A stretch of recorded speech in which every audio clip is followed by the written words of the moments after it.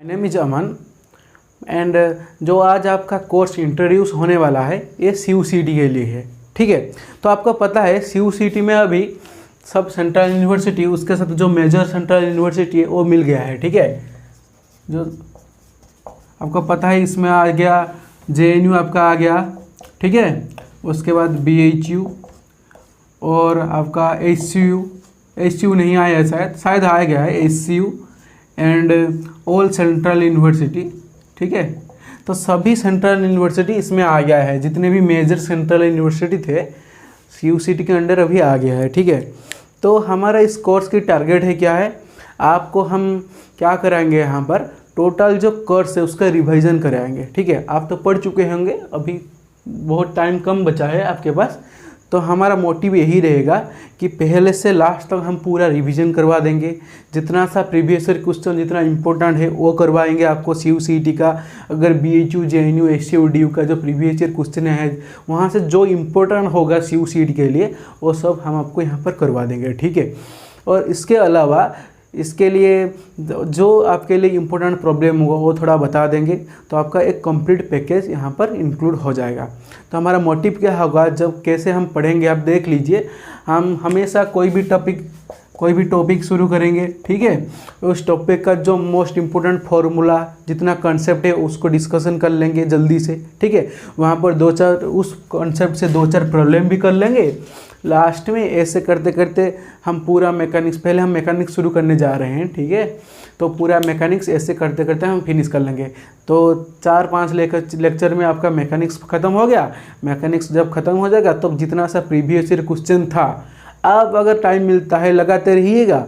उसके बाद एक बार मेरा रिवीजन ख़त्म हो जाए मैकेनिक्स का, तो हम क्या करेंगे, जितना प्रीवियस ईयर क्वेश्चन CUCT का था वहाँ से जो इम्पोर्टेंट है हम आपको यहाँ पर करवा देंगे। उसके साथ JNU BHU HCU DU का जो भी इम्पोर्टेंट क्वेश्चन होगा यहाँ पर करवा दिया जाएगा। ठीक है, तो आपका एक कंप्लीट पैकेज इसमें इंक्लूड हो जाएगा और आपका अच्छा एक रिविजन हो जाएगा एग्जाम से पहले। ठीक है, तो let's start our first journey from today. अच्छा, तो हमारा जो पहला लेक्चर है हम शुरू करते हैं काइनेमेटिक्स से। थोड़ा फास्ट रहेगा लेक्चर्स, आप थोड़ा कोऑपरेट कीजिएगा। अगर कुछ दिक्कत होता है तो प्लीज़ कमेंट सेक्शन में पूछिएगा, हम बता देंगे। कोई दिक्कत नहीं होगा, हम अच्छे से एक्सप्लेन कर देंगे उसको। अगर आपको इस लेक्चर के बाद आप अगर बोलिएगा कि ज़्यादा एक्सप्लेन करना है, ये क्या ज़्यादा एक्सप्लेन हो ही जा रहा है या कुछ स्पीड हो जा रहा है या स्पीड कम हो रहा है, आप प्लीज़ बताइएगा कमेंट में। ठीक है, तो हम उसको कोशिश करेंगे ठीक करने का। तो let's start our journey now from now. तो आपको पता है काइनेमेटिक्स में जो पहला टर्म आता है वो है डिस्टेंस। ठीक है, डिस्टेंस को हम S से डिनोट करते हैं। देन हमारा नेक्स्ट टर्म आता है डिस्प्लेसमेंट। ठीक है, जिसको हम S वेक्टर के टर्म में डिनोट करते हैं। ठीक है, नेक्स्ट हमारा जो टर्म आता है वो आता है स्पीड। ठीक है, स्पीड को हम V से डिनोट कर लेते हैं, कोई दिक्कत नहीं है। जो स्पीड होता है वहाँ पर हमारा बहुत तरह का स्पीड आ जाता है। क्या है, एक एवरेज स्पीड आ जाता है V एवरेज। नेक्स्ट आ जाता है V इंस्टेंटेनियस। ठीक है, इंस्टेंटेनियस स्पीड के बारे में हम बाद में बताएंगे क्या है। यहाँ पर आप देख लीजिए क्या एवरेज स्पीड से रिलेटेड और क्या क्या कॉन्सेप्ट हो सकता है। ठीक है, एक एवरेज स्पीड आ गया, इसको हम V ऐसे भी लिख सकते हैं। एक RMS स्पीड आता है, आपको पता है काइंड, आपने थर्मोडायनेमिक्स में पढ़ा होगा VRMS किस तरह का लिखते हैं। RMS मतलब रूट मीन स्क्वायर, पहले स्पीड का स्क्वायर कर लेंगे, उसके बाद उसका मीन कर लेंगे, उसके बाद उसकी रूट ले लेंगे। ठीक है, कोई दिक्कत नहीं है। तो स्पीड RMS स्पीड यहाँ पर आ गया। आपको अगर कोई सिस्टम होगा, कोई सिस्टम पर बहुत सारा एलिमेंट्स होगा या पार्टिकल होगा, एक सिस्टम है, तो आपको पता है यहाँ पर थर्मोडायनेमिक्स में आपको क्या पता है, जो RMS स्पीड होता है क्या होता है VRMS, और एक क्या था यहाँ पर V average and next is our in thermodynamics. ये वाला थर्मोडायनेमिक्स का पार्ट है, हम थोड़ा डिस्कशन कर दे रहे हैं। और मोस्ट प्रोबेबल स्पीड भी था वहाँ पर। तो आप तीनों लिख लीजिए, Vrms इक्वल टू 3 RT/m या 3 kBT/m, ठीक है। उसके बाद V average equal to 8 kBT/m,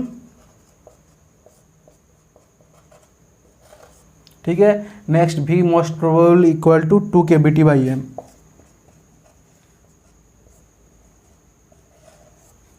ठीक है। ये वाला थोड़ा एक्स्ट्रा डिस्कशन हो गया आपसे, ठीक है।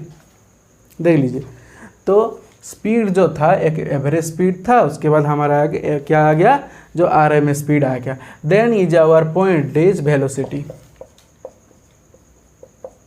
तो वेलोसिटी कैसे डिनोट करते हैं, स्पीड के ऊपर एक फैक्टर साइन आ जाता है, ठीक है।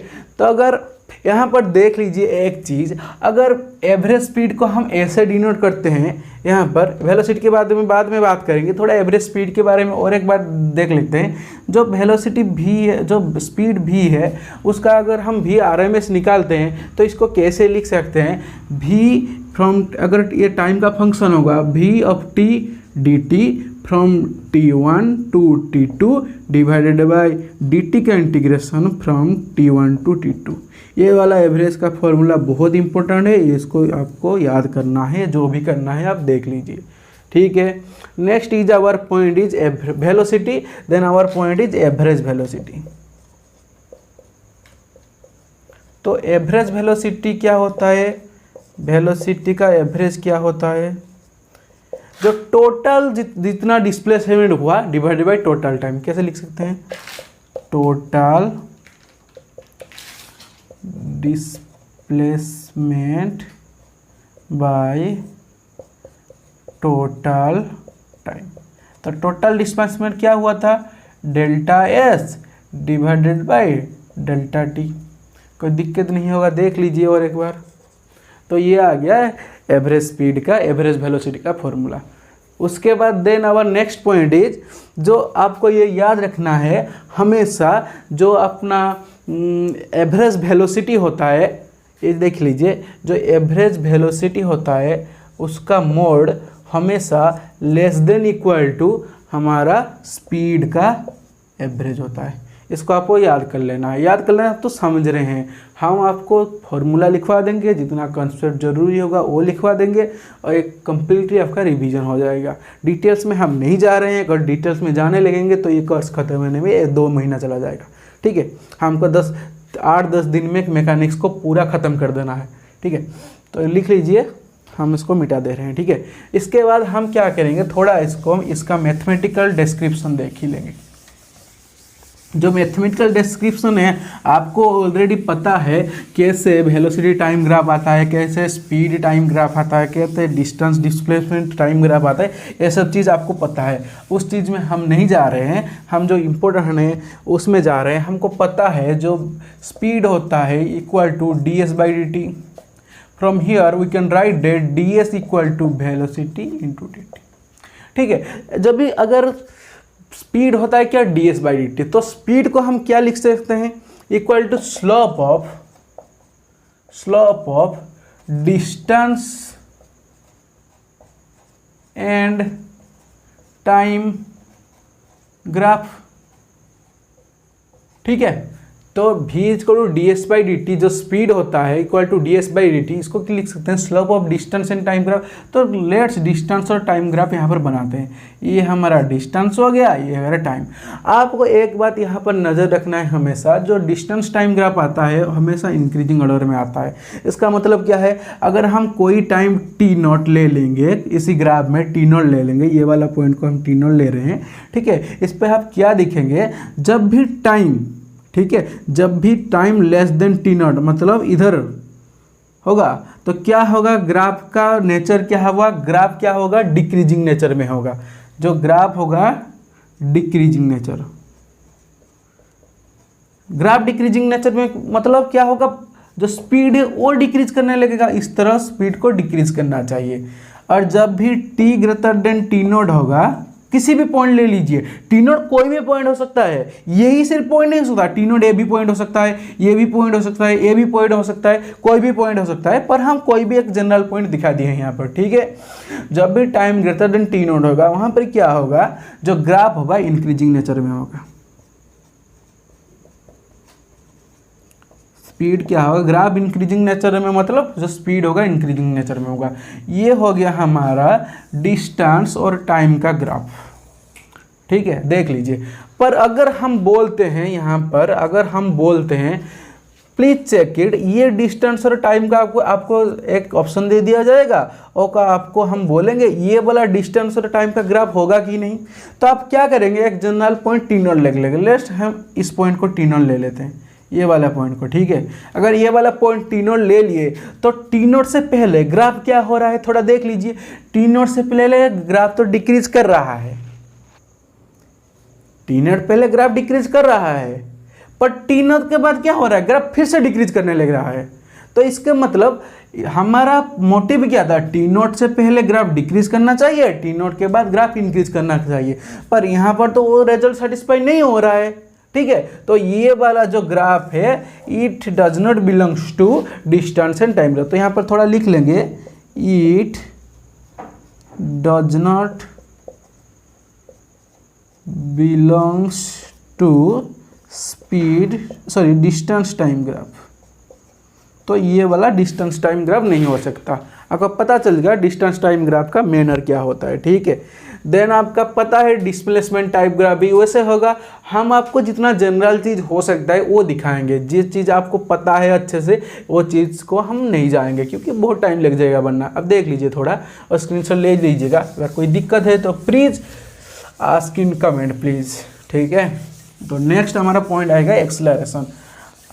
इस सब से हम एक एक क्वेश्चन करवा देंगे, आपको इसमें कोई दिक्कत नहीं होगा, ये हमारा गारंटी है।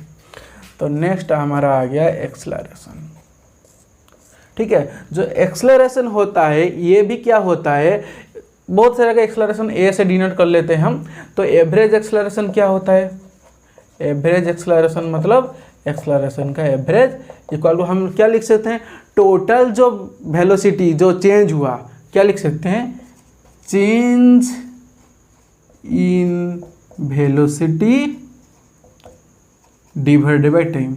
ये वाला कॉन्सेप्ट आप याद रखना, हम इसके बाद जब क्वेश्चन करेंगे आपको पता चल जाएगा क्यों हम बोल रहे हैं ऐसा। फॉर्मूला तो सबके आता है पर क्वेश्चन में अप्लाई करने से दिक्कत होता है, तो वो वाला कॉन्सेप्ट हम बताएंगे कैसे अप्लाई किया जाता है, ठीक है। तो इसको ऐसे भी लिख सकते हैं डेल्टा भी बाय डेल्टा टी, जो एवरेज एक्सेलरेशन होता है। और ये इतना ही कॉन्सेप्ट था।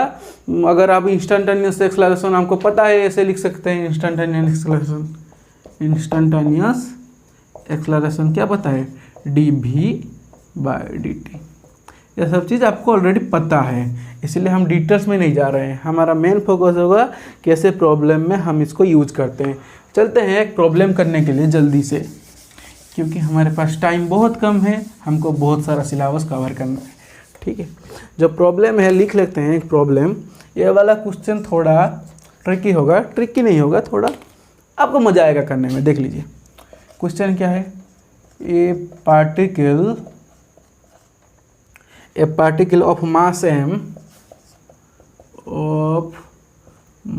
m and charge q is thrown with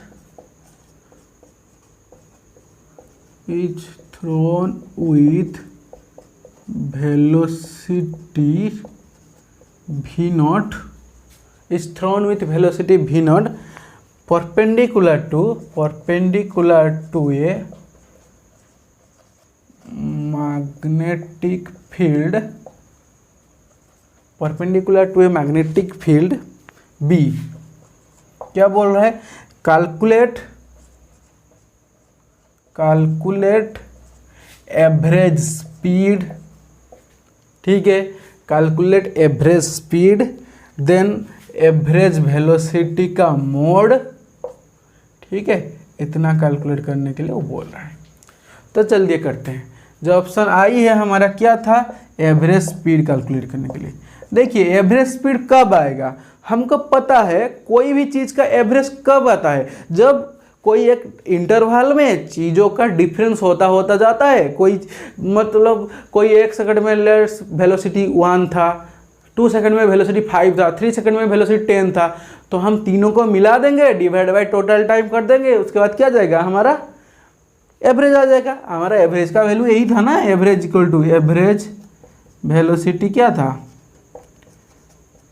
यहाँ पर इंटीग्रेशन था velocity time dt divide dt का इंटीग्रेशन। इसका मतलब क्या है, टोटल जो जितना वेलोसिटी जहाँ जहाँ पर चेंज होता गया उसको सम करेंगे, डिवाइड बाई टोटल टाइम का सम होगा। इनडायरेक्टली तो ये फिजिकल मीनिंग यही बता रहा है ना। पर ये क्या बोला क्वेश्चन में, क्या बोला है देख लीजिए, क्वेश्चन में क्या बोला है, a particle is of mass m and charge q is thrown with a velocity v naught perpendicular to magnetic field. तो हमको पता है अगर कोई भी पार्टिकल मैग्नेटिक फील्ड ऐसे हो रहा है परपेंडिकुलरली टू द बोर्ड, ठीक है, ये मैग्नेटिक फील्ड B है परपेंडिकुलरली टू द बोर्ड, अगर पार्टिकल को हम वेलोसिटी v नॉट से a से प्रोजेक्ट कर दे रहे हैं तो यहाँ पर ये आके क्या करेगा, एक सर्कुलर मोशन ऑब्टेन करेगा, ठीक है। और जो सर्कुलर मोशन ऑब्टेन करेगा उसका वेलोसिटी तो वही रहेगा ना, टोटल वेलोसिटी टोटल जो स्पीड होता है वो टोटल स्पीड तो वही रहेगा। और चेंज किस में आएगा, चेंज तो सिर्फ वेलोसिटी में आएगा, क्योंकि एक परपेंडिकुलर वेलोसिटी आ जाएगा, एक पैरेलल वेलोसिटी आ जाएगा, उन दोनों से हम कुछ चीज़ कैलकुलेट कर लेंगे। पर टोटल जो वेलोसिटी रहता है, टोटल जो स्पीड रहता है वो तो हमेशा कांस्टेंट रहता है ना। तो यहाँ पर क्या होगा, जो वेलोसिटी जो स्पीड का एवरेज क्या हो जाएगा वो v नॉट आ जाएगा। इसमें कोई दिक्कत नहीं होगा, आपको कोई दिक्कत होगा तो प्लीज़ आस्क इन कॉमेंट, ठीक है। जो नेक्स्ट पॉइंट है हमारा क्या है, नेक्स्ट में क्या है हमारा वेलोसिटी का एवरेज लेना है, वेलोसिटी का एवरेज का मोड। तो वेलोसिटी का एवरेज निकालने के लिए हमारा फॉर्मूला क्या है, total displacement bye total time. क्या लिख लेंगे, total displacement bye total time, ठीक है। तो हमको पता नहीं है ना वो कितने टाइम में कितने गए हैं, तो हम टाइम t ले लेंगे, कोई टाइम t ही ले लेंगे, ठीक है। उस टाइम में वो कितना जा रहा है देख ही लेंगे, उसके बाद हम उसके साथ जितना टाइम ले उसको डिवाइड कर लेंगे और अपना वेलोसिटी का एवरेज निकल जाएगा। लेट्स हम इसी सर्कल को यहाँ पर बना लेते हैं, ये मोशन हो गया हमारा, क्या हो गया, पार्टिकल का मोशन हो गया, ठीक है। लेट्स ये यहाँ पर पहले था, ठीक है, नेक्स्ट यहाँ से इतना तक आया है टाइम t पर, ठीक है, और यहाँ पर क्या हुआ, एंगल थीटा सब्ट्रैक्ट कर रहा है। तो ये वाला हमारा रेडियस हो गया r, ये वाला आ गया रेडियस r। तो ये जो लेंथ है डिस्प्लेसमेंट, वो यही डिस्प्लेसमेंट पूछ रहा है। ये जो डिस्प्लेसमेंट टोटल डिस्प्लेसमेंट, ये तो यहाँ से इतना तक गया है ना, जो मास है, ये जो मास m है ये यहाँ से इतने तक गया है। तो डिस्प्लेसमेंट जो l है, लेंथ ये जो लेंथ l है ये तो यहाँ से इतना तक है। तो लेंथ को कैसे लिखते हैं, टोटल डिस्प्लेसमेंट l को हम ऐसे लिख सकते हैं ना, वेक्टर एनालिसिस से r स्क्वायर जो r square plus r square minus 2r into r cos theta, ये वाला आपको फॉर्मूला पता है, अच्छे से देख लीजिए, ठीक है। तो यहाँ पर क्या करेंगे, 2r स्क्वायर कॉमन आ जाएगा, बाहर आ गया √2r into 1 minus cos theta का √2। तो 1 माइनस कोस थीटा क्या होगा, 2 sine square theta by 2, 2 sine square theta 2/2 बाहर आ गया, √2 2r हो गया, 2r साइन थीटा बाई 2। तो हमको टोटल डिस्प्लेसमेंट पता चल गया यहाँ से, ठीक है। पर यहाँ पर r का वैल्यू हमको पता नहीं है, पर r का वैल्यू हमको मैग्नेटिक जो हमारा मैग्नेटोस्टैटिक्स है वहाँ पर r का वैल्यू हमको पता है। कोई भी चीज़ अगर कोई भी मास ऑफ चार्ज q अगर हम परपेंडिकुलर टू द मैग्नेटिक फेंक देते हैं, वहाँ पर हमारा रेडियस कितना आता है, mv0/bq। आपको ये वाला कंसेप्ट ही पता है, ठीक है। तो इसको यहाँ पर पुट कर देंगे सिंपली, और कुछ नहीं, 2 into mv0 sine θ/2 divide by bq, ठीक है। तो हमारा डिस्प्लेसमेंट आ गया इतना, हमारा कितना डिस्प्लेसमेंट आ गया 2m v naught sine theta by 2 divided by BQ। Then हमको क्या चाहिए टोटल टाइम। टोटल टाइम हमको पता है t इक्वल टू कितना होगा, आपको पता है ये वाला भी फॉर्मूला आपने मैग्नेटोस्टैटिक्स में पढ़ा है, t equal to theta into m by BQ। क्या होगा t equal to theta m by BQ। ठीक है, तो ये वाला फॉर्मूला आपको t का टाइम का निकल गया, ये वाला लेंथ का निकल गया। तो यहाँ पर निकालने के लिए total displacement bye total time कर देंगे। तो एवरेज वेलोसिटी का फॉर्मूला कितना हो गया, टोटल डिस्प्लेसमेंट कितना था 2m v naught sine theta by 2 divided by BQ into theta m divided by BQ। BQ cut गया, जो बचा इतना ही बचा। अगर वो जनरल क्वेश्चन दे देगा, कभी थीटा का वैल्यू दे देगा, कभी मास का वैल्यू दे देगा, ऐसे कुछ दे देगा और आपका आंसर निकल जाएगा। इसमें आपको कोई दिक्कत नहीं होना चाहिए। पर आप देखिएगा इस टाइम के लिए जो टाइम निकाल रहे हैं ना t equal theta m by BQ, यहाँ पर कुछ ऑप्शन देना चाहिए उसको, मतलब कुछ कैरेक्टरिस्टिक, कुछ मतलब फॉर्मूला वगैरह कुछ देना चाहिए, क्योंकि ऐसे डायरेक्ट नहीं निकलता। अगर कुछ जनरल फार्मूला या जनरल कोई वैल्यू नहीं देगा तो ऐसा नहीं होगा। आपको कॉन्सेप्ट समझ में आना चाहिए। कॉन्सेप्ट तो ऐसा ही है, आप देख लीजिए, कॉन्सेप्ट समझ में वो इम्पोर्टेंट है। नेक्स्ट हम एक क्वेश्चन करते हैं, क्या करेंगे, एक एवरेज एक्सेलरेशन का क्वेश्चन कर लेते हैं। जैसे आपको तीनों कॉन्सेप्ट आपका ख़त्म हो जाएगा, एक बार तीनों फार्मूला का तीनों कॉन्सेप्ट खत्म हो जाएगा। जल्दी से हम एवरेज एक्सेलरेशन का क्वेश्चन कर लेते हैं, उसके बाद नेक्स्ट हम अलग कॉन्सेप्ट पे चलेंगे। जल्दी से कर लेते हैं। क्वेश्चन क्या है, क्वेश्चन क्या है, लेट्स ऐसे एक पथ है, ठीक है। पथ में क्या हो रहा है, इनिशियल पोजीशन ये है, फाइनल पोजीशन ये है, मतलब पार्टिकल यहाँ से यहाँ तक ऐसे पाथ में जा रहा है। यहाँ पर वेलोसिटी v नॉट है, सॉरी स्पीड v नॉट है, यहाँ पर भी स्पीड v नॉट है, ठीक है। ये लेंथ L1 है, ये लेंथ L2 है, हाँ L2 है। क्या पूछ रहा है वो, ये पूछ रहा है कि एक्सेलरेशन का जो एक्सेलरेशन है, एवरेज एक्सेलरेशन का मोड कितना होगा, ठीक है, ये वाला निकालना है। तो हमको एवरेज एक्सेलरेशन का मोड पता है, फॉर्मूला क्या होता है, चेंज इन वेलोसिटी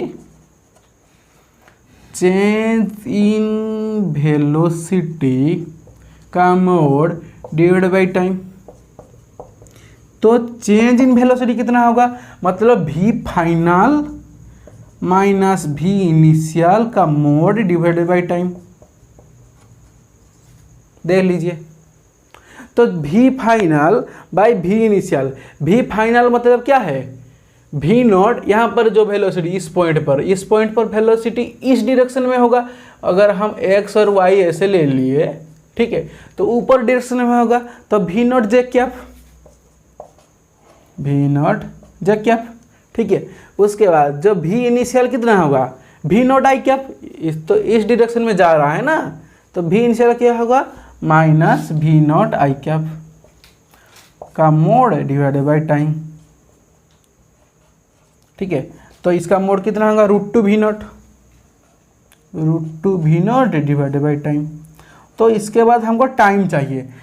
टाइम कैसे निकाल गए, टाइम t। देखिए ये पहले क्या कर रहा है, टाइम क्या निकालेंगे, देखिए ये यहाँ से यहाँ तक जा रहा है, फिर यहाँ से यहाँ तक जा रहा है, ठीक है। तो टोटल डिस्टेंस कितना जा रहा है, यहाँ से यहाँ तक कितना जा रहा है, L1 with speed v not, यहाँ से यहाँ तक कितना जा रहा है, L2 with speed another v not, ठीक है। तो यहाँ से हम टाइम निकालेंगे। टाइम क्या पता है, total distance by total time. तो total distance velocity equal to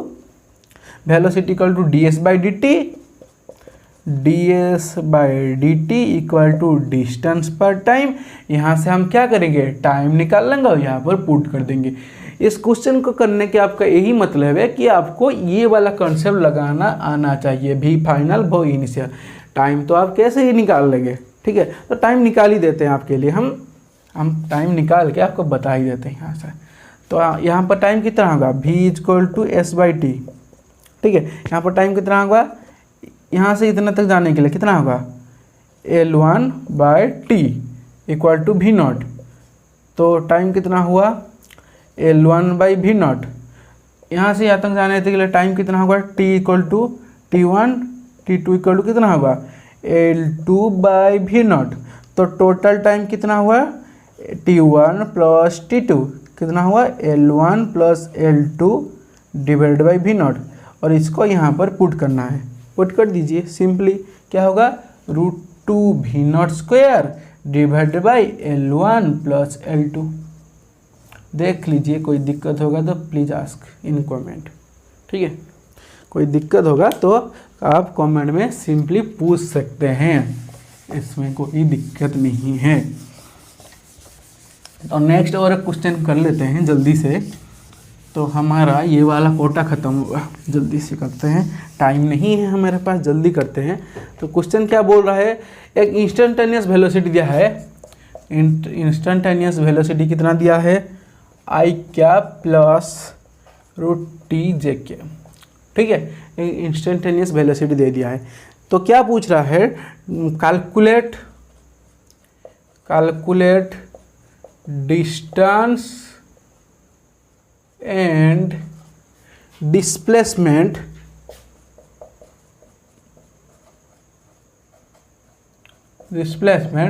from t equal to 0 to t equal to 9 second, ठीक है। तो 0 से 9 सेकंड के बीच में क्या पूछ रहा है, डिस्टेंस भी पूछ रहा है, डिस्प्लेसमेंट भी पूछ रहा है। तो डिस्टेंस डिस्प्लेसमेंट निकालने पहले डिस्प्लेसमेंट निकाल देते हैं, उसके बाद डिस्टेंस आराम से निकल जाएगा। देख लेते हैं पहले डिस्प्लेसमेंट निकले, ये तो दिया दिया है वेलोसिटी, तो यहाँ पर हम डिस्प्लेसमेंट निकाल लेते हैं। तो डिस्प्लेसमेंट निकालेंगे कैसे, देख लीजिए। तो डिस्प्लेसमेंट ये लिया है वेलोसिटी, तो वेलोसिटी हमको पता है ds/dt। तो ds की क्या वैल्यू लिखेंगे v/dt, दोनों टाइम इंटीग्रेशन कर लेंगे। s इक्वल टू यहाँ पर t equal to 0 t equal to 9, तो 0 to 9 ये क्या था I cap plus √T_J into dt। तो यहाँ पर वैल्यू पुट दे कर देंगे, तो s का वैल्यू कितना हम डायरेक्ट लिख दे रहे हैं, आप कैलकुलेशन कर लीजिएगा। 9I cap plus 18J cap, 9I cap plus 18J cap, integration आपको आना चाहिए और आएगा, हमको पता है अच्छे से, ठीक है। तो हमारा डिस्प्लेसमेंट आ गया। तो इसके बाद हमको क्या चाहिए, डिस्टेंस। डिस्टेंस के लिए हमको पता है v जो स्पीड होता है ds/at, पर यहाँ पर थोड़ी डिस्टेंस, यहाँ पर थोड़ी स्पीड दिया है, यहाँ पर तो वेलोसिटी दिया है। वेलोसिटी से हम क्या स्पीड निकाल सकते हैं, हाँ निकाल सकते हैं। कैसे निकालेंगे, velocity equal to 1 plus t का √, इसका मोड कर दिया सिंपली, इसका मोड कर दिया वेलोसिटी का, स्पीड इक्वल टू। तो इसको v इक्वल टू क्या लिख सकते हैं, ds/dt equal to 1 plus t का मोड, ठीक है। तो s क्या लिख सकते हैं, 1 प्लस t का √, dt integration from t equal to 0 to t equal to 9 second. तो यहाँ पर जो हमारा डिस्प्लेसमेंट आ जाएगा, कितना डिस्प्लेसमेंट आएगा, 2/3 इंटू 10⁻³ अब कैलकुलेशन कर लीजिएगा, कोई गलती होगा तो माफ़ कीजिएगा, कैलकुलेशन देख लीजिएगा थोड़ा कैलकुलेशन खुद करके, क्योंकि एग्ज़ाम में आपको ही कैलकुलेशन करना है, हमें नहीं, ठीक है। नेक्स्ट जो हमारा कॉन्सेप्ट है, थोड़ा जल्दी से पढ़ लेते हैं कॉन्सेप्ट को थोड़ा, क्योंकि इजी कॉन्सेप्ट है, ये सब पता है चीज़, हम आपको सिर्फ रिवाइज करवा रहे हैं, क्योंकि ये सब चीज़ एक बार आँख में पड़ जाए तो चीज़ें अच्छे से रिवाइज हो जाएगा, आपको ज़्यादा ध्यान देना नहीं पड़ेगा। नेक्स्ट क्या है हमारा concept, components of velocity acceleration different coordinate system. आपको पता है बहुत सारा कोऑर्डिनेट सिस्टम हमारे पास है, क्या है, जो कार्टेशियन कोऑर्डिनेट सिस्टम है, स्फेरिकल पोलर, ये सब सिलिंड्रिकल, प्लेन पोलर, तो आपके पास बहुत सारा कोऑर्डिनेट सिस्टम है। तो इन कोऑर्डिनेट सिस्टम को यूज करके हम क्या करेंगे, हमारा different type of velocity and acceleration निकालेंगे। क्या निकालेंगे, पहले शुरू करते हैं, क्या लिख लेते हैं यहाँ पर, components of velocity and acceleration in different coordinate system, ठीक है। तो डिफरेंट कोऑर्डिनेट सिस्टम पर हम components of velocity and acceleration निकालेंगे। पहले शुरू करते हैं कार्टेशियन में। कार्टेशियन आपको सिंपली पता है, कार्टेशियन में जो आर वेक्टर क्या होता है, एक्स आई क्या प्लस वाई जे क्या प्लस जेड के क्या, आपको ऐसी चीज पता है, हम सिर्फ रिवाइज करवा दे रहे हैं। वेलोसिटी क्या होता है, एक्स डॉट आई क्या प्लस वाई डॉट जे क्या प्लस जेड डॉट के क्या। एक्सेलरेशन क्या होता है, एक्स डबल डॉट आई क्या plus y double dot j क्या प्लस जेड डबल डॉट के क्या। देख लीजिए जल्दी से, ठीक है। इसमें कोई दिक्कत नहीं है, सिंपली आपको थोड़ा सा फॉर्मूला लिखवा दिया गया हूँ, ठीक है। उसके बाद हम शुरू करते हैं डायरेक्ट। क्या शुरू करेंगे, और आपको यहाँ पर पता है वी एक्स इक्वल टू क्या होगा, D x by d T, और एक्सेलरेशन इन एक्स एक्सिस क्या होगा, D square x by d T square. ऐसे सब फॉर्मूला आपको पता है ऑलरेडी, ठीक है। हम सिर्फ आपको रिवाइज करवा रहे हैं और कुछ भी नहीं करवा रहे हैं। और एक क्वेश्चन करते हैं जिससे आपका थोड़ा फंडामेंटल क्लियर हो जाए। क्वेश्चन क्या है दिया है, ये वाला क्वेश्चन नेट में आया था, ठीक है, देख लीजिए। ऐसा मतलब नहीं है नेट में सब हार्ड ही क्वेश्चन आता है, आपके CUCT का लेवल का भी क्वेश्चन आता है कुछ, ठीक है। क्या बोल रहा है, कोई पार्टिकल एक पाथ में मूव कर रहा है, जो पाथ का इक्वेशन दिया है x square plus 3y square equal to 4, and इस पाथ पर जो एक पॉइंट दे दिया है जहां पर velocity in x coordinate equal to 3, ठीक है। और इसी पॉइंट पर वेलोसिटी वाई कोऑर्डिनेट कितना पूछा है। पॉइंट क्या दिया है, पॉइंट दिया है 1 1। तो एक पार्टिकल क्या कर रहा है, एक पाथ में मूव कर रहा है जिस पाथ का इक्वेशन है x square plus 3y square equal to 4, और एक पॉइंट दे दिया है जो पॉइंट 1 1 पॉइंट है, वहाँ पर velocity in x coordinate equal to 3 और पूछा है वेलोसिटी इन वाई कोऑर्डिनेट क्या होगा, ठीक है। तो वेलोसिटी एक्स कोऑर्डिनेट निकालते हैं और y coordinate, velocity x coordinate दिया है, वाई कोऑर्डिनेट निकालते हैं। क्या करेंगे, इसको सिर्फ सिंपली डेरिवेटिव कर लेते हैं, ठीक है। तो डेरिवेटिव करने के लिए क्या करेंगे, 2x into x dot with respect to time कर रहे हैं plus 6y into y dot equal to 0। तो 6y into y dot equal to minus 2x into x dot, 2 3 cut गया, बचा क्या, y dot equal to minus x into x dot divided by 3y, ठीक है। तो minus x into x dot, minus x का value क्या था 1, minus 1 into x dot का मतलब क्या है वी एक्स का वैल्यू क्या है 3 डिवाइडेड बाई 3 इंटू वाई का वैल्यू क्या है 1। तो कट गया सब, बचा क्या -1, आंसर निकल गया। ऐसे ही क्वेश्चन पूछेंगे CUCT में, इससे हार्ड नहीं आएगा, लिख लीजिए आप, इससे हार्ड नहीं आएगा। आप यहाँ से भी गलती करके आएंगे क्योंकि आपका प्रैक्टिस नहीं रहेगा होगा, सिंपली ऐसे क्वेश्चन ही आएगा, ठीक है।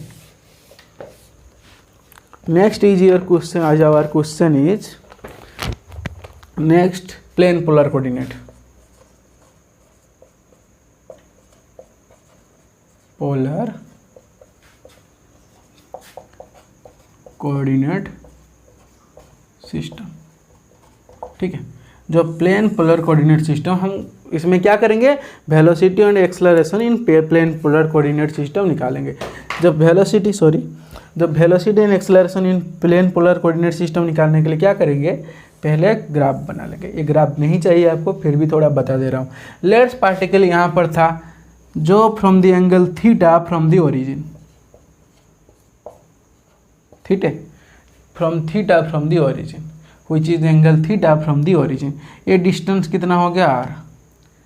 अगर ये डिस्टेंस r हो गया तो इस डायरेक्शन को क्या बोलेंगे, r कैप डायरेक्शन, ठीक है। इस डायरेक्शन क्या बोलेंगे, r कैप डायरेक्शन। और हमको पता है यहाँ से थीटा जो होता है परपेंडिकुलर होता है, थीटा कैप, r कैप को थीटा कैप हमेशा परपेंडिकुलर होता है, ठीक है। अगर इस पॉइंट पर हम एक कोऑर्डिनेट सिस्टम ड्रॉ करेंगे parallel to our original coordinate system, इसको देख लीजिए। इस पॉइंट पर हम क्या किए, parallel to our original coordinate system और एक कोऑर्डिनेट सिस्टम ड्रॉ कर लिए। तो यहाँ पर क्या हुआ, ये एंगल अगर थीटा होगा तो आप देख लीजिए ये एंगल भी थीटा होगा ना। अगर ये एंगल भी थीटा हुआ तो आपको पता चल ये एंगल अगर थीटा हुआ तो आपको पता चल गया ये एंगल थीटा होगा और ये एंगल भी थीटा होगा।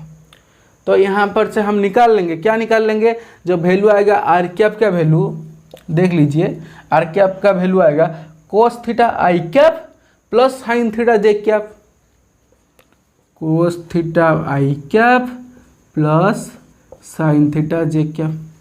ठीक है, उसके बाद जो थीटा कैप का वैल्यू आएगा क्या आएगा, देख लीजिए, थीटा को यहाँ पर एक कंपोनेंट डिवाइड करेंगे और यहाँ से एक कंपोनेंट डिवाइड करेंगे। जो ऊपर वाला कंपोनेंट क्या आ जाएगा, कोस थीटा इंटू जे कैप, यहाँ पर क्या आएगा साइन थीटा माइनस आई कैप। तो किसे लिखेंगे, minus sine theta i cap plus cos theta j cap. ठीक है, तो आर कैप और थीटा कैप का वैल्यू आ गया। आपको ये सब चीज़ डायरेक्ट याद कर लेना है, या आपको अगर निकालना आता है तो निकाल लीजिएगा, क्योंकि हम बोलते हैं आपको ये सिर्फ याद होना चाहिए, यहाँ वहाँ पर टाइम नहीं मिलेगा निकालने के लिए। तो यहाँ पर d r cap by d t क्या होगा, आप निकाल लीजिएगा इसको, टाइम डेरिवेटिव टी से टाइम डेरिवेटिव कर लीजिएगा, आपका फॉर्मूला आ जाएगा minus theta dot theta cap, देख लीजिएगा आप। ठीक है, then d theta cap by d t formula क्या आ जाएगा, इसको डेरिवेटिव कौन लेंगे विथ रेस्पेक्ट टू टाइम, कितना आएगा minus cos theta i cap minus sign theta j cap, minus common लेंगे क्या होगा, माइनस क्या होगा माइनस थीटा डॉट, क्योंकि minus theta dot into J are क्या आ जाएगा ना, वहीं से दे लीजिए आप, ये कर लीजिएगा, आपको पता चल जाएगा। आपको करवा दे रहा हूँ मैं एक वाला, ठीक है, एक वाला करवा दे रहा हूँ। तो ये वाला क्या आएगा, minus cos theta theta dot I cap minus sine theta theta dot J cap. यहाँ पर आई कैप जे कैप आपको याद रखना है, ये जो यूनिट वेक्टर्स है ये वाला कांस्टेंट यूनिट वेक्टर्स हैं, ठीक है, पर r cap theta cap phi cap ये वाला कांस्टेंट यूनिट वेक्टर्स नहीं है। ठीक है, ये सब चीज़ आपको ये याद है ना, अगर नहीं आप बोल दीजिएगा, ये सब चीज़ हम अच्छे से समझा देंगे। और एक बार कोई बच्चा बोलेगा कि ये सब चीज़ हमको नहीं आता तो हम अच्छे से एक्सप्लेन कर देंगे, हमको कोई दिक्कत नहीं है। आप प्लीज़ कमेंट में आप पूछिएगा अगर आपको ये सब कॉन्सेप्ट नहीं पता है। तो हम क्या करेंगे, हम minus theta cap theta dot बाहर निकल लेंगे, बचा क्या, cos theta i cap plus sine theta j cap. तो cos theta i cap sine theta j cap क्या था, आर कैप, तो यहाँ पर क्या आएगा minus theta dot into r cap. ठीक है, आपको सिंपली निकालना आना चाहिए, कोई दिक्कत नहीं, इसमें कोई मतलब रॉकेट साइंस नहीं है, सब इजी चीज़ है, आपको सिर्फ सभी फॉर्मूला याद रहना चाहिए।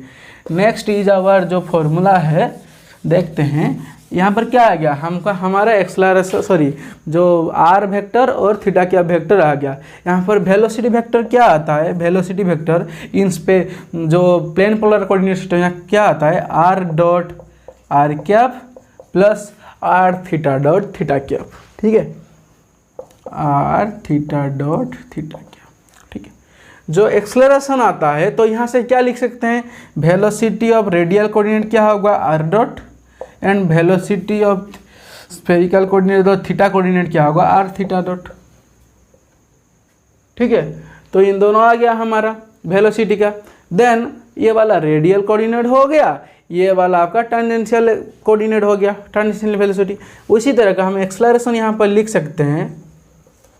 देन हमारा एक्सलरेशन आ जाएगा, क्या लिख सकते हैं, आपको पता है ये वाला फॉर्मूला अभी आपको आना चाहिए, r double dot minus r theta dot square in the direction of r cap plus जो आर ए थीटा क्या होगा, two r dot theta dot, two r dot theta dot plus r theta double dot, देख लीजिए r theta double dot into theta cap.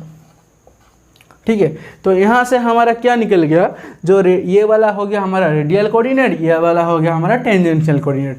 तो यहाँ से लिख लेंगे ए आर का वैल्यू क्या है, रेडियल कोऑर्डिनेट का value r double dot minus r theta dot square, and जो टेंजेंशियल कोऑर्डिनेट भी थीटा इक्वल टू क्या, ए थीटा इक्वल टू क्या होगा, 2r.θ plus r θ double dot. ठीक है, तो इसको आपको लिख लेना है सिंपली, और क्वेश्चन बहुत इजी आएगा, ये हमारा गारंटी है। आपको अगर फॉर्मूला ही सिर्फ पता होगा आप सभी क्वेश्चन कर लीजिएगा, आप देख लेना। ठीक है, और आपका जो टेंजेंशियल एक्सेलरेशन है ना, इसको भी हम लिख सकते हैं 1/r, इसको क्या लिख सकते हैं 1/r d/dt of r into theta dot into r square of theta dot. देख लीजिए, अगर हमको इसको डेरिवेटिव कर दिए क्या होगा 2r, इसको आप डेरिवेटिव करके देखिएगा, यही वाला फार्मूला आएगा, ये वाला फार्मूला आ जाएगा। ये सभी फार्मूला आपको याद होना चाहिए। ये थीटा का 2 फार्मूला है, इसको भी याद रहना चाहिए। कभी ये वाला फार्मूला लगेगा, कभी ये वाला फार्मूला लगेगा, पता नहीं है हमको कहाँ किसको लगाना है। तो यहाँ से आप देखिएगा, अगर क्वेश्चन आपको मिल रहा है तो आप क्वेश्चन यहाँ से प्रैक्टिस कर लीजिएगा। ठीक है, then is our next point kinematics of circular motion. थोड़ा स्क्रीनशॉट ले लीजिए और कुछ भी कर लीजिए। यहाँ से देखिए, यहाँ पर क्वेश्चन बहुत इजी आने वाला है। जो सिस्टम है कोऑर्डिनेट सिस्टम है, यहाँ से क्वेश्चन बहुत ही इजी आने वाला है। आपको सिर्फ क्या करना है, फॉर्मूला याद करना है और कुछ भी नहीं। फॉर्मूला कैसे लगाते हैं, जैसे मैंने निकाल लिया यहीं से, उसको देख देख के फॉर्मूला जैसे निकाल लिया, आपको ऐसे फॉर्मूला निकालना आना चाहिए। आपको जल्दी से हम फॉर्मूला जितने जल्दी लिखवा देंगे उतनी जल्दी हमको आपको प्रीवियस ईयर भी करवाना है। प्रीवियस ईयर से पहले हम जब कॉन्सेप्ट पढ़ा रहे हैं, इसके साथ भी हम थोड़ा थोड़ा क्वेश्चन आपको करवाते चलेंगे। जितना इंपॉर्टेंट होगा, जितना आपके कॉन्सेप्ट के लिए इंपॉर्टेंट होगा, उतना आपको हम करवाते चलेंगे। ठीक है, कोई दिक्कत नहीं है उसमें। Then is our next point is kinematics of circular motion.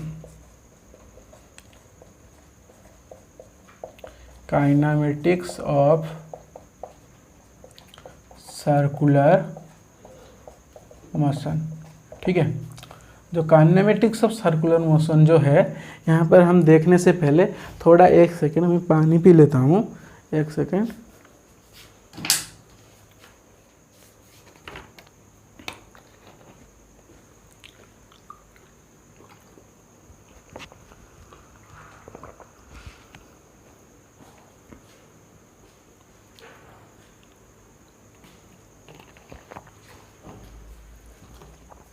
Sorry guys, देखिए जो काइनेमेटिक सर्कुलर मोशन में देखिए सर्कुलर मोशन की कॉन्सेप्ट की जो भी क्वेश्चन आएगा आप डिफरेंट टाइप ऑफ सॉल्व कर सकते हैं। हम यहाँ पर थोड़ा काइनेमेटिक्स जितने पढ़े हैं उसको रिलेट करके थोड़ा थोड़ा फार्मूला आपको लिखवा दे रहे हैं। ठीक है, बाद में कभी ज़रूरत होगा उसका कॉन्सेप्ट तो यूज़ करेंगे, वरना और कुछ कॉन्सेप्ट यूज़ कर लेंगे। पर मैक्सिमम जो क्वेश्चन होता है काइनेमेटिक्स ऑफ सर्कुलर मोशन, जो मैक्सिमम क्वेश्चन होता है वो आप न्यूटन्स लॉज जो मोशन से भी सॉल्व कर सकते हैं। ठीक है, पर हम यहाँ भी आपको बता रहे हैं क्योंकि कब पता क्या किसको फार्मूला क्या कुछ क्वेश्चन आ जाए हमको पता नहीं है ना भाई, क्योंकि पहली बार ऐसा एग्ज़ाम हो रहा है।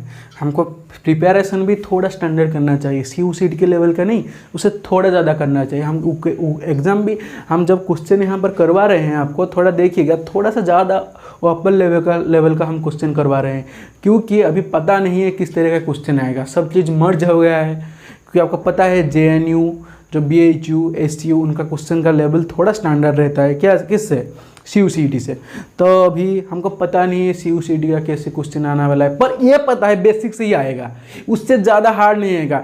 यहाँ पर इतना पता है CU/CT में, CU/CT का इतना भरोसा रखो कि यहाँ पर बहुत ज़्यादा सिलेबस नहीं पूछेगा, थोड़ा सा सिलेबस से पूछेगा, अच्छे से पूछ लेगा, ये पता है हमको अच्छे से। और CU/CT क्लियर करना अभी सबसे आसान एग्जाम हो गया। आपको सिर्फ फार्मूला पर डटा रहना है, फार्मूला रिवाइज करना है और फार्मूला को कॉन्सेप्ट में कैसे उतारना है, ये वाला भी चीज़ को देख लेना है। एक बार ये हो गया, एक बार क्वेश्चन सॉल्विंग प्रैक्टिस हो गया, CU/CT निकल गया, कोई दिक्कत नहीं है CU/CT निकालने में, सबसे इजी हो गया अभी CU/CT निकालना। ठीक है, then kinematics of circular motion. Kinematics of circular motion में हमको पता है जो अभी V θ हम फॉर्मूला निकलते, V θ इक्वल टू क्या था, V θ equal to r θ dot आया था। हमको पता है r θ equal to theta dot क्या है, ओमेगा, जो एंगुलर वेलोसिटी ओमेगा होता है, इसको हम r θ लिखते हैं।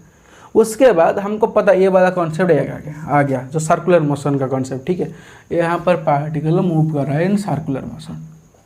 ठीक है, देन जो हमारा रेडियल एक्सेलरेशन क्या आया था, a radial equal to r double dot minus r θ dot square. ठीक है, यहाँ पर इसका रेडियस लेस्ट r है, तो यही वाला तो आर है ना, जो स्मॉल आर है यहाँ पर हम लिख रहे हैं आर, तो यही वाला रेडियस तो आर है ना।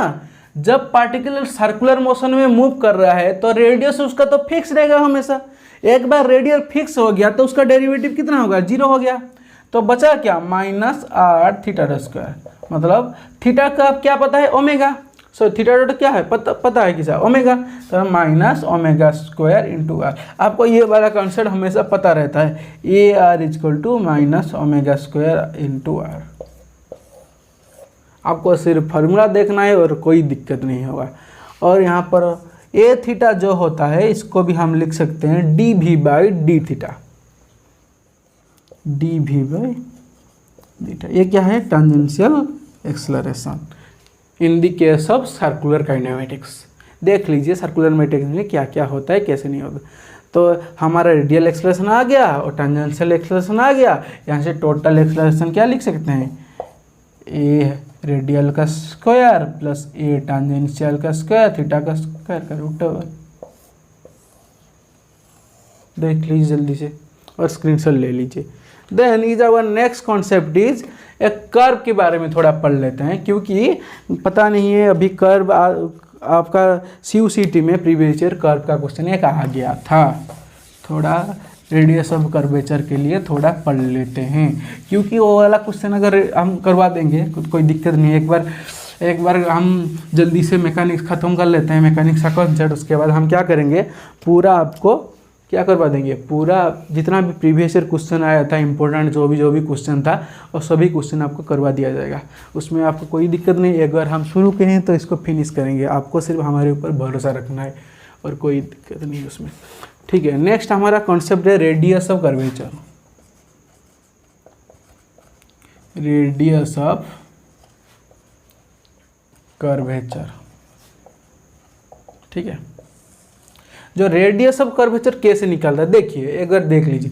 कोई भी पार्टिकल अगर लेट्स इस तरह का एक पार्टिकल में पाथ में मूव कर रहा है, हम कोई भी पॉइंट पर अगर हम पूछेंगे रेडियस ऑफ कर्वेचर क्या होगा, लेट्स इस पॉइंट पर हम पूछेंगे रेडियस ऑफ कर्वेचर क्या होगा, हम क्या करेंगे, इस पॉइंट पर जो पॉसिबल हमारा सर्किल हो सकता है वो सर्किल ड्रॉ कर लेंगे। ये पॉइंट पर इस वाला सर्किल ड्रॉ हुआ ना, तो इसका जो रेडियस हुआ ना, तो इस पॉइंट पर हम रेडियस ऑफ कर्वेचर ये बोलेंगे। अगर हम बोलेंगे इस पॉइंट पर भाई एक रेडियस ऑफ कर्वेचर निकालो, इस पॉइंट पर कितना होगा, तो यहाँ पर हमारा पॉसिबल सर्किल हम निकाल लेंगे ये वाला, और यहाँ पर जो इसका रेडियस होगा इस सर्किल का उसको बोलेंगे रेडियस ऑफ कर्वेचर। अगर हम यहाँ पर इस पॉइंट में बोलेंगे रेडियस ऑफ कर्वेचर निकालो, तो यहाँ पर और एक सॉरी गाइस, तो यहाँ पर और एक रेडियस निकाल लेंगे, इसका रेडियस होगा रेडियस ऑफ कर्वेचर, ठीक है। कोई दिक्कत नहीं है, थोड़ा देख लीजिए, कॉन्सेप्ट ऐसा ही चलेगा, कॉन्सेप्ट ऐसा ही चलेगा, ठीक है। Then is our next point is इसका फॉर्मूला, रेडियस ऑफ कर्वेचर का फॉर्मूला होता है आर इक्वल टू, ये जो आर आता है ना, ये आर का फॉर्मूला क्या आता है, 1 plus d square u sorry d u d y by d x का होल स्क्वायर, ठीक है, whole to the power 3/2 divided by r equal to 1 plus d y by d x का whole square whole to the power 3/2 divided by d square y by d x square, d square y by d x square. ये हो गया हमारा radius curvature का formula. Question कैसे आता है करवा दे रहा हूँ, कोई दिक्कत नहीं है, पर आप देख लीजिए कैसे आएगा। देखिए इस पाथ को इक्वेशन दे देगा, ये जो पाथ है उसका इक्वेशन दे देगा, और बोल देगा इस वाले पॉइंट में 1 2 लेट्स पॉइंट, ये वाला 3 4 लेट्स पॉइंट, ठीक है, ये वाला 9 10 लेट्स पॉइंट है, ठीक है। बोलेगा 1 2 पॉइंट में रेडियस ऑफ कर्वेचर निकालो, तो आपको क्या करना है, d y by d x निकालना है, d square y by d x का स्क्वायर निकालना है, और इस फॉर्मूला में पुट कर देना है, जो भी आएगा वहाँ पर एक्स और वाई का वैल्यू पुट कर देना है, आपका रेडियस ऑफ कर्वेचर निकल गया। कोई दिक्कत होगा तो पूछिएगा, हम एक क्वेश्चन करवा दे रहा हूँ, मैं क्वेश्चन करवा दे रहा हूँ, उसके बाद आपको कोई दिक्कत नहीं होगी, हमारा गारंटी है, ठीक है। क्वेश्चन सिंपल है, पर क्वेश्चन देखिएगा प्रीवियस ईयर कोई एग्जाम में आया था ये वाला क्वेश्चन। क्या है क्वेश्चन, कोई एक पार्टिकल है, ठीक है, क्या है ऐसे एक्सिस है जिसमें एक पार्टिकल क्या है, एक इलिप्टिकल ऑर्बिट में मूव कर रहा है, ठीक है, इलिप्टिकल ऑर्बिट में पार्टिकल मूव कर रहा है, और इसी पॉइंट में जो पॉइंट है क्या दिया है 2 0, ठीक है। यहाँ पर वेलोसिटी कितना दिया है, वेलोसिटी दिया है 2 मीटर पर सेकेंड, ठीक है। यहाँ पर वेलोसिटी कितना दिया है 2 मीटर पर सेकेंड। और पूछ क्या रहा है, रेडियस ऑफ कर्वेचर निकालो। यहाँ पर क्या पूछ रहा है, radius of curvature in this point क्या होगा। तो ये पॉइंट निकालने के लिए हमको सिंपली पता है, हम क्या करेंगे, सिंपली क्या कर लेंगे, देख लीजिए। हमको क्या पता है, हमको इसका इक्वेशन दे दिया है, सॉरी इसका और एक फॉर्मूला दे दिया है। इक्वेशन क्या दिया है, x²/4 plus y²/9 equal to 1। ये जो पाथ का इक्वेशन दे दिया है, इस पॉइंट में वेलोसिटी दिया है, और ये 20 पॉइंट में क्या निकालना बोल रहा है, रेडियस ऑफ कर्वेचर। तो 20 पॉइंट यही है, तो यहाँ पर एक सर्कल ड्रॉ करेंगे, इसका जो रेडियस r होगा वही हमारा रेडियस ऑफ कर्वेचर आ जाएगा। तो इसको निकालने के लिए हमको क्या चाहिए, dy/dx चाहिए, d²y/dx² चाहिए, दोनों का हम पुट कर देंगे तो हो जाएगा। तो यहाँ पर लिख लेते हैं y का वैल्यू क्या निकालेंगे, देख लीजिए। तो y²/9 equal to 1 minus x²/4। तो y² इक्वल टू क्या लिखेंगे, 9 × 1 माइनस x²/4। तो y इक्वल टू क्या लिखेंगे, 3 × 1 माइनस x²/4 का रूट ओवर। तो y का वैल्यू निकल गया। हमारा फॉर्मूला क्या था, रेडियस ऑफ कर्वेचर का फॉर्मूला क्या था, r equal to 1 plus dy/dx का whole square whole to the power 3/2 divide by d²y/dx²। यही तो हमारा फॉर्मूला था ना। तो यहाँ पर क्या करेंगे, हम dy/dx निकालेंगे, d²/dx² निकालेंगे, और 0.20 पुट कर देंगे और रेडियस r निकल जाएगा।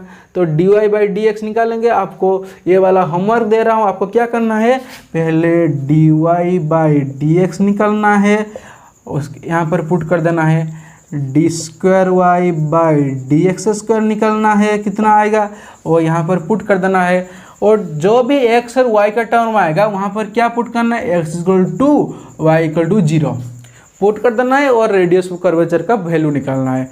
आपका फॉर्मूला निकल जाएगा सिंपली। आपको अगर कोई दिक्कत हो रहा है,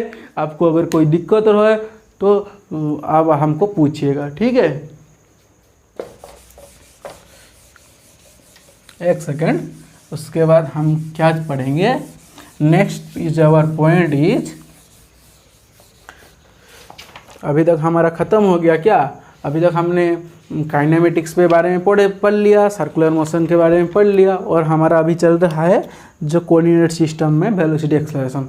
और थोड़ा लिखवा दे रहा हूँ, कोऑर्डिनेट सिस्टम में वेलोसिटी एक्सेलरेशन के पहले हम लिखवा दे रहा हूँ, क्या लिखवा दे रहा हूँ, सिलिंड्रिकल कोऑर्डिनेट सिस्टम में वेलोसिटी एक्सेलरेशन क्या होगा वो लिखवा दे रहा हूँ, ठीक है। एक सेकेंड, सिलिंड्रिकल कोऑर्डिनेट सिस्टम में जो वेलोसिटी एंड एक्सेलरेशन होगा वो वाला लिखवा दे रहा हूँ। तो इसको निकालने के लिए हम क्या करेंगे, हमको पता है इस वाला फॉर्मूला, हमको डायरेक्ट लिखवा दे रहा हूँ। अगर ये वाला रो फाई एंड जेड का फंक्शन हुआ तो वेलोसिटी क्या आएगा हमारा, rho dot rho cap plus rho phi dot phi cap plus z dot z cap, ठीक है। Velocity in cylindrical coordinate system. Then acceleration in cylindrical coordinate system equal to लिख लेते हैं rho double dot minus rho phi dot square in the direction of phi rho cap plus 2 rho dot phi dot plus rho phi double dot in the direction of phi cap plus z double dot z cap. ये वाला formula आपको फिर से लिख लेना है, कोई दिक्कत नहीं होगा आपको, चीज़ें सिंपल हैं। Next is our topic is uniformly accelerated motion. आपको पता है यूनिफॉर्मली एक्सेलरेटेड मोशन आप ऑलरेडी पढ़ चुके हैं। यूनिफॉर्मली एक्सेलरेटेड मोशन में 3 इक्वेशन आपको पता है, वही चीज़ आपको लिखवा दे रहा हूँ। जल्दी से फॉर्मूला रिवाइज करना है हमको। यूनिफॉर्मली एक्सलरेटेड मोशन, ठीक है। जो यूनिफॉर्मली एक्सलरेटेड मोशन है उसमें क्या होता है, जो एक्सलरेशन होता है वो कांस्टेंट रहता है। तो एक्सलरेशन अगर कांस्टेंट रहा, हमको पता है तीन इक्वेशन हमारा आ जाएगा, v equal to u plus t, s equal to u t plus half at square, b square minus a square equal to 2s। वही तीनों को सिंपली लिख लेते हैं। उसके बाद आपका ये वाला टॉपिक खत्म हो जाएगा। उसके बाद हम प्रोजेक्टाइल मोशन में चलेंगे, ठीक है। तो जल्दी से लिख लेते हैं।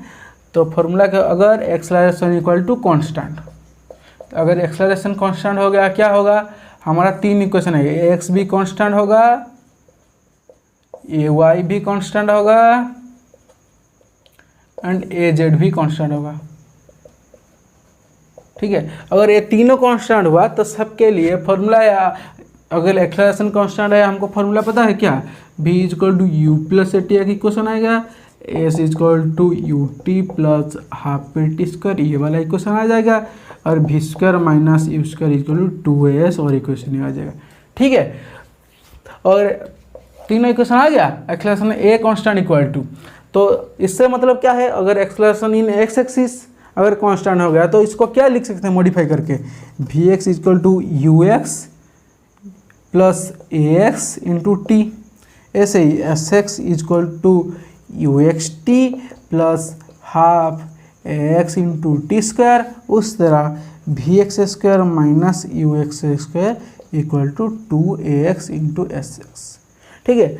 तो इस तरह ए वाई का भी हो जाएगा, ए जेड की हो जाएगा, ठीक है। तो इस तरह का हमारा इक्वेशन सब निकल जाएगा। आप थोड़ा देख लीजिए, एक सिंपली चीज़ है, इसको सिर्फ एप्लीकेशन आना चाहिए। हम आपको सिंपली चीज़ें रिवाइज करवा रहे हैं। एक क्वेश्चन करते हैं, उसके बाद हम इसको ख़त्म करते हैं, ठीक है।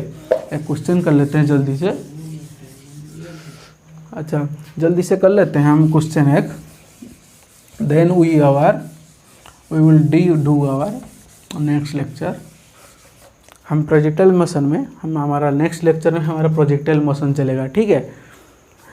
क्वेश्चन क्या है, क्वेश्चन है एक पथ में क्या हो रहा है, एक पथ में एक पार्टिकल मूव कर रहा है जिसका ए टेंजेंशियल एक्सलेरेशन कितना दिया है, बीटा टी, ठीक है। और वो क्या बोल रहा है, in how much time will it complete it's fast revolution, how much time need to complete its fast revolution, ठीक है। तो क्या क्वेश्चन बोल रहा है, कितना टाइम लगेगा अपना फास्ट रिवॉल्यूशन कंप्लीट करने में। हमको पता है जो a t, a tangential equal to a theta equal to d v by d t, ये वाला फॉर्मूला हमको पहले से पता चल गया, पहले से हमको लिखवा दे रहा हूँ, इक्वल टू बीटा टी हम लिख सकते हैं, ठीक है। तो यहाँ पर क्या लिख सकते हैं, d v by d t equal to beta t, that implies that d v equal to कितना होगा, बीटा टी डी टी का इंटीग्रेशन, तो कितना होगा, beta t square by 2 from 0 to t time. उसको नहीं लिखा हूँ, आप लिख लीजिएगा, फ्रॉम 0 टू टी टाइम, ठीक है, बीटा टी स्क्वायर बाई 2। तो यहाँ पर वेलोसिटी आ गया, सॉरी हमारा स्पीड आ गया, इसको लिख सकते हैं d s by d t equal to beta t square by 2। यहाँ से चलते हैं, इसको लिख लेते हैं इस तरह, तो एस क्या आ जाएगा, beta t square by 2 into d t, तो beta by 2 into t cube by 3, ठीक है। तो बीटा टी क्यू बाई 6, जो डिस्टेंस आ गया कितना आया, बीटा टी क्यू बाई 6, ठीक है। तो यहाँ से हम क्या कर लेंगे, टी निकाल लेंगे, टी कितना होगा, t equal to 6s by beta whole to the power 1/3।